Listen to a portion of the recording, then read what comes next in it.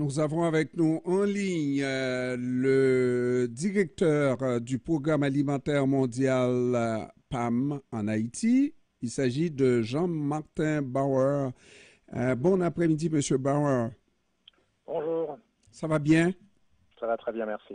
Oui, alors c'est la première fois qu'on se parle. Je voudrais savoir depuis combien de temps vous êtes à ce poste en Haïti? Écoutez, ça fait 1 an et demi que je suis en Haïti. Et ça a été un choc pour vous, Monsieur Bauer. On vous a donné ce poste au moment où ça va dans une situation sans issue, n'est-ce pas, en Haïti? Écoutez, le travail du PAM est souvent dans des pays difficiles. Avant de venir en Haïti, j'ai participé à la réponse de l'agence en Ukraine et j'étais aussi auparavant au Congo. Donc les situations difficiles sont quelque part des domaines où nous pouvons en tant qu'agence intervenir. Nous avons des mécanismes, des systèmes pour pouvoir apporter une réponse. Et c'est vrai que la situation haïtienne exige toute la créativité et toute l'expertise qu'on peut apporter. Je suis arrivé au moment où il y avait eu peu avant des combats au niveau de la Croix des Bouquets entre les différents groupes armés. Il y avait eu des déplacés et je vois que cette situation n'a fait qu'empirer au cours des dernières années et en tout cas du temps que j'ai passé dans le pays. On est actuellement dans une crise alimentaire, une crise humanitaire qui n'a pas de, on va dire, au cours des dernières années de précédent. La dernière fois qu'il y a eu une crise de cet ordre, c'était en 2010, avec le tremblement de terre, qui avait coûté tant de vies et tellement affecté le pays. Et nous sommes à nouveau dans une période de besoins très élevés dans le pays et un grand besoin d'assistance de la part de ceux qui peuvent venir en partenariat, renforcer leur partenariat avec Haïti. Mhm. Et c'est ce qui étonne, si on peut être étonné d'une situation qui se détériore à tous les niveaux dans un pays, c'est que cette situation de crise alimentaire était annoncée. C'est une situation de crise qu'on vit, mais qui était annoncée longtemps d'avance. Comment se fait-il qu'on n'ait pas pris les mesures pour éviter qu'on en arrive à ça, là? Écoutez, il y a plusieurs facteurs. L'insécurité alimentaire aiguë que vivent actuellement les Haïtiens et donc qui touche 4,3 millions de personnes actuellement en Haïti, c'est un phénomène qui a augmenté petit à petit. Il y avait en 2016 très peu d'insécurité alimentaire aiguë en Haïti. Et c'est après le cyclone Matthew, il y avait 1 million de personnes, donc en 2016. Et on est arrivé donc à plus que 4 millions actuellement. Donc c'est un phénomène qui a augmenté graduellement. Il n'y a pas eu un choc brusque comme soit le tremblement de terre ou un cyclone pour venir dire qu'il y avait cette crise. Et je crois qu'on s'est peut-être habitué, malheureusement, à un certain niveau de souffrance, un certain niveau d'insécurité alimentaire dans le pays, et ce n'est pas une bonne chose.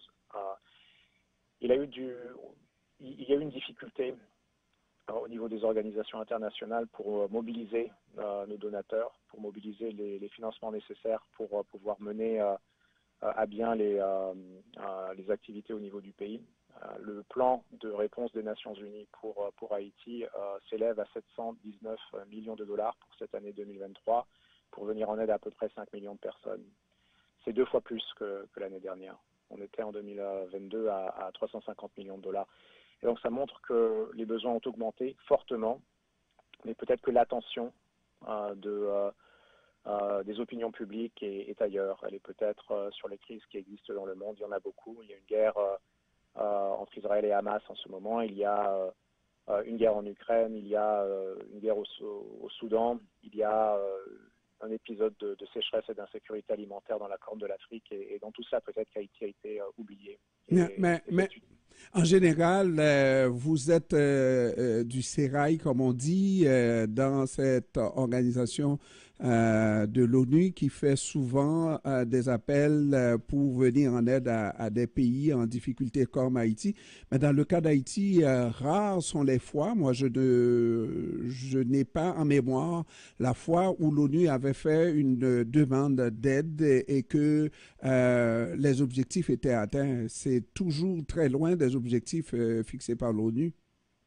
Écoutez, je dois vous dire, on doit se battre. On doit se battre parce que la gravité de la situation en Haïti est telle qu'elle exige une réponse immédiate. Je peux vous dire que là où on se trouve, c'est à un niveau de financement pour le plan des Nations Unies en Haïti qui est moins de 30%. Dans le cas du PAM, le niveau de financement il est à 20 et quelques pourcents. Ça ne suffit pas. On fait face à une crise la plus grave depuis 2010 dans le pays. Il faut pouvoir faire beaucoup plus. Donc évidemment, arriver à 100%, c'est difficile. C'est peut-être même pas plus que difficile. Mais on doit pouvoir faire beaucoup mieux que là où on s'en trouve actuellement. Et donc, je lance un appel via votre antenne à tous les amis d'Haïti de se mobiliser, car il faut se mobiliser actuellement. On ne peut pas tolérer ou accepter qu'il y ait une telle souffrance dans notre région. Alors, nous sommes ici au Québec. Haïti, c'est un pays qui partage des liens culturels, historiques, linguistiques. Il faut que nous nous mobilisions pour soulager la souffrance actuelle du peuple haïtien, parce qu'elle dure depuis trop longtemps. Elle a atteint un sommet et on pourrait avoir de lourdes conséquences si on ne répond pas maintenant. Et ce que nous sommes en mesure de constater, et les auditeurs qui ne savent pas, c'est que vous avez dû faire le déplacement justement dans le but de sensibiliser davantage les instances internationales. Exemple, présentement, vous êtes, je crois, à Québec pour essayer de sensibiliser des autorités politiques à une aide substantielle par rapport à cette demande de l'ONU. Aussi, je suis là pour cela, mais aussi pour prendre contact avec les forces vives du Québec, y compris les ONG, le secteur privé et la diaspora haïtienne ici au Québec.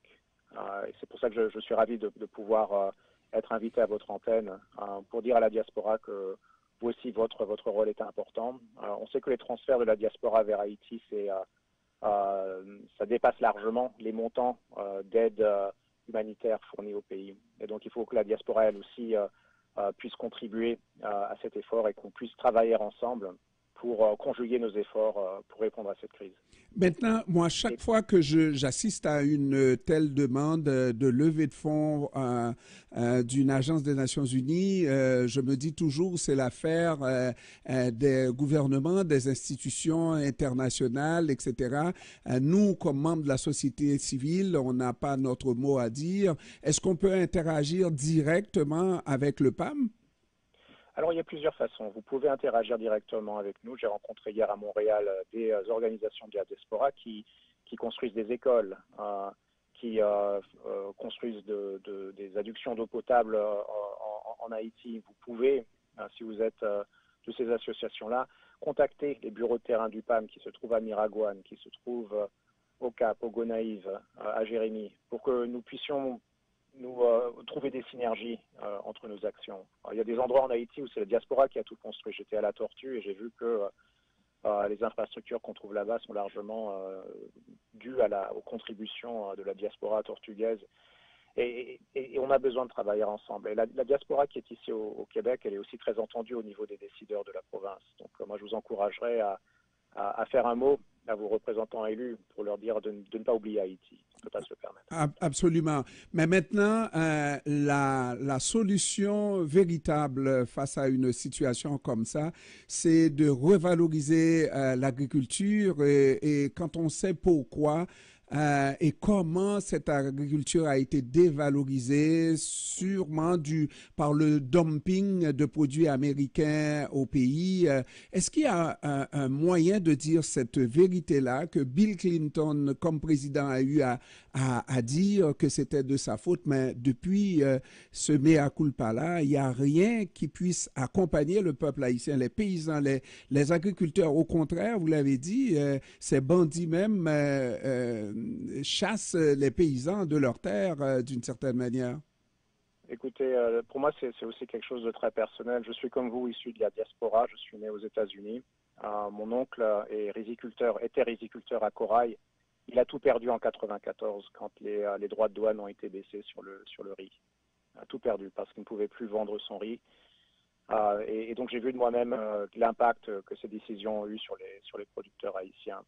Et ce qu'on a fait au niveau du PAM, c'est pas juste déplorer ce qui s'est passé, c'est on a changé notre façon de travailler profondément dans le pays.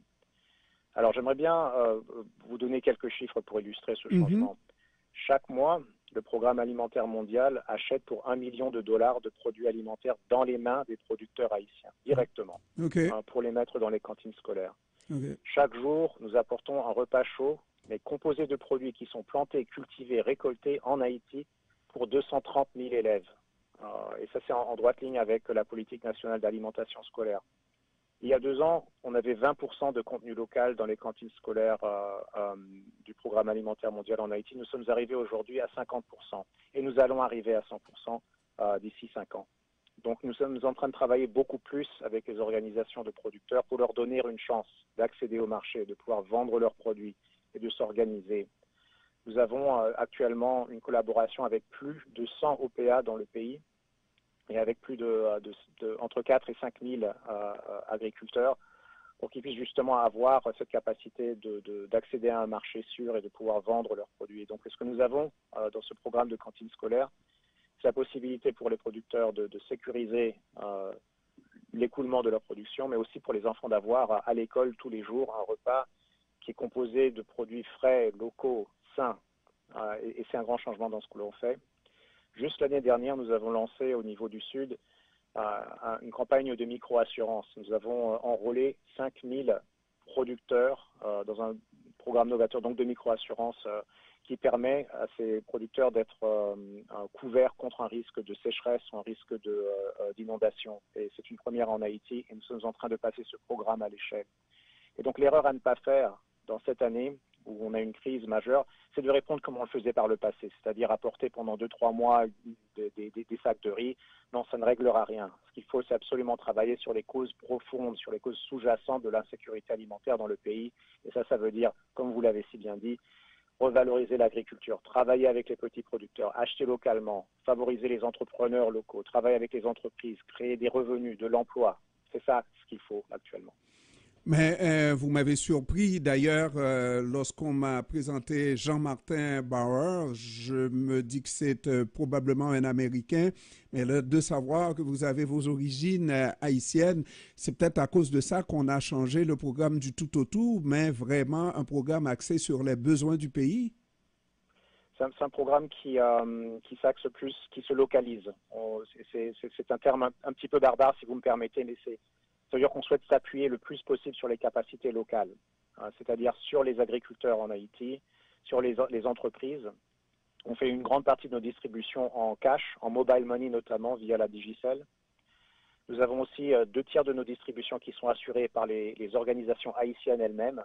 Et c'est capital de travailler de cette façon-là pour pouvoir réellement laisser quelque chose, pour pouvoir renforcer les capacités qui pourront être en place. Et le jour où la longue nuit haïtienne terminera, ce seront ces capacités-là qui pourront prendre le relais. Et on voit une volonté des Haïtiens à remettre les mains à la pâte dans la terre pour revaloriser cette agriculture. En témoigne le canal qu'ils veulent à côté de la frontière faire atterrir par tous les moyens du côté haïtien pour pouvoir de retrouver leur autonomie alimentaire. Écoutez, c'est le rêve des gouverneurs de la Rosée, c'est le rêve des Piquets, de pouvoir vivre de son travail, du travail dans les champs.